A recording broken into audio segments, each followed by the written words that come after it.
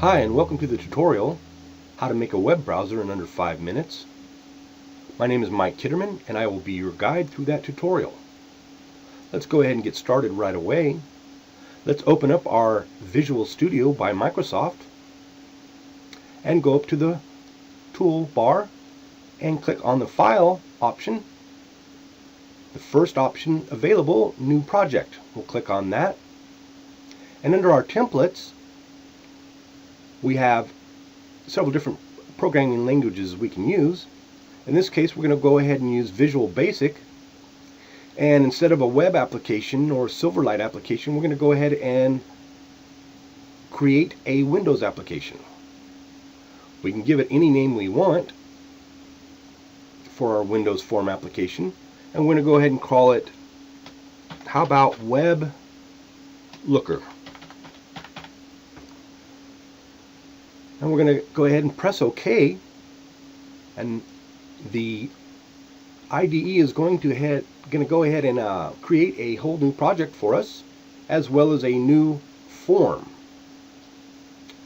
We're going to make that form a little bit bigger by dragging it.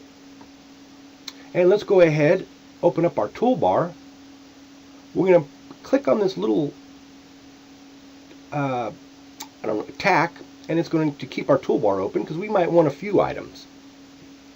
First item we want, we're going to drag a panel by clicking on it and keeping the left mouse button down, dragging it over to our form, releasing the button, and then we're going to go ahead and manually size it to the size we want.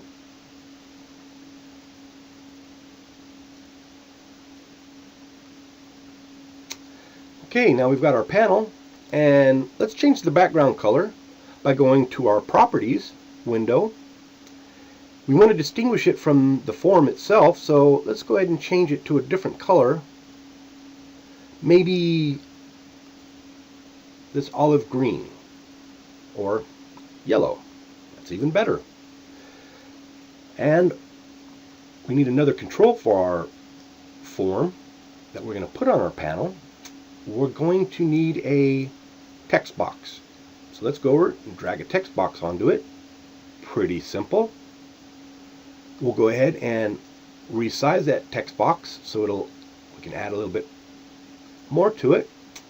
And another item we're going to need is a standard button, which we'll drag over to our panel.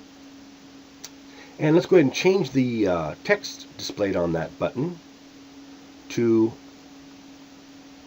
Go. And as you can see, that changed it up here once I changed it in the properties. And now, finally, our last item that we'll be putting on our form is our web browser object. So let's drag that over. We can resize that. It doesn't have to be perfect for our purposes. Okay. Now we have all the essential objects that we need. Let's go over to our web form over in our Solution Explorer. Click on the web form.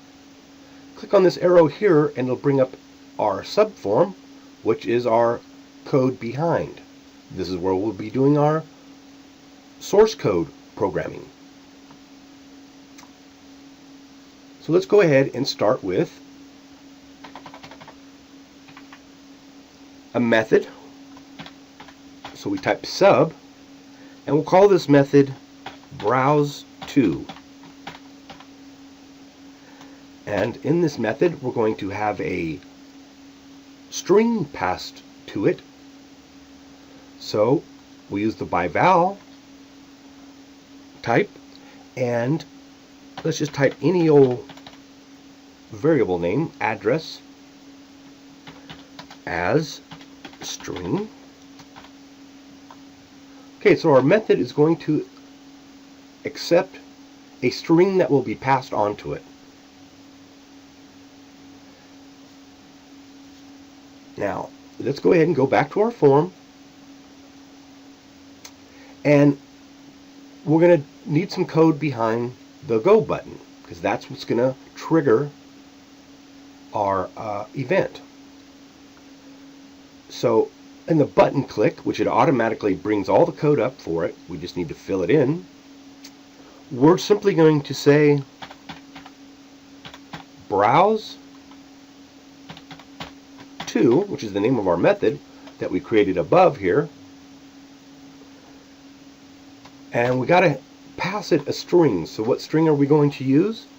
Well, we have a text box object on our form, and it's named textbox1, and we want to pass it the text that is the user types into that box. So it'll be textbox1 text. That will contain the string that we'll be passing on to our method browse2. Now, our web browser will get an error if the user does not type HTTP semicolon / before the web address. So, in case the user forgets to type that, we're going to go ahead and put in some code to handle that situation. Okay, we're going to validate that information by using a conditional statement. We're going to use the if-then. We'll use our variable address, which is a string that's being passed to us. And we're going to use our built-in method for strings. Starts with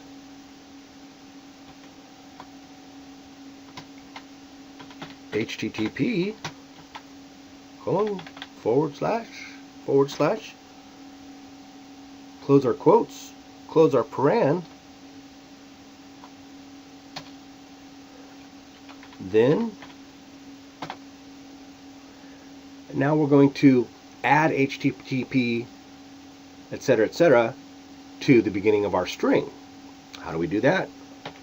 Type the name of our variable equals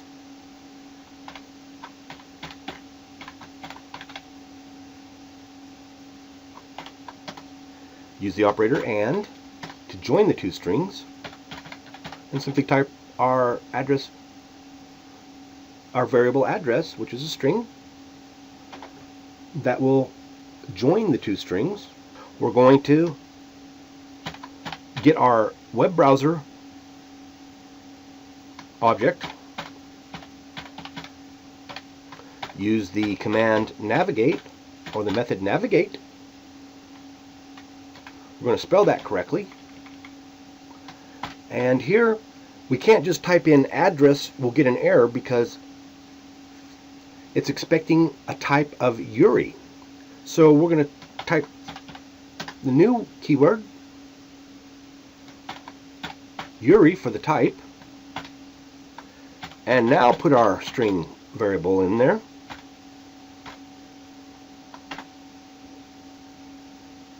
And our name of our web browser is webbrowser1.